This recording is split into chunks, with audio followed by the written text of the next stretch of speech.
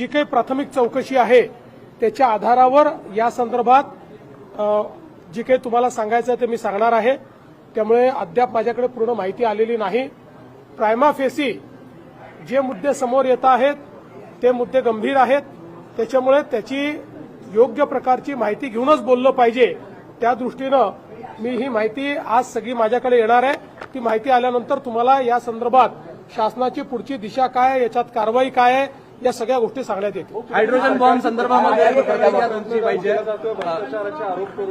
असं आहे, पहिली गोष्ट अशी आहे की या संदर्भात उपमुख्यमंत्रीही अशा कुठल्या प्रकाराला पाठीशी घालतील असं माझं मत नाही।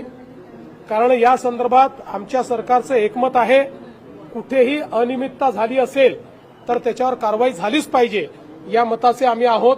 त्यामुळे निश्चितपणे ही अनियमितता आहे की नाही हे पडताळून पाहिलं जाईल। अनियमितता असेल तर त्याच्यावर अतिशय कडक कारवाई ही केलीच जाईल। त्यांनी तुमची ऑडिओ क्लिप ऐकून दाखवली कर्जमाफीबाबत आणि सरकारवर टीका केलेली आहे। मी या संदर्भात कालच बोललेलो आहे। उद्धव ठाकरे हे बाहेर पडले याचा मला आनंद आहे।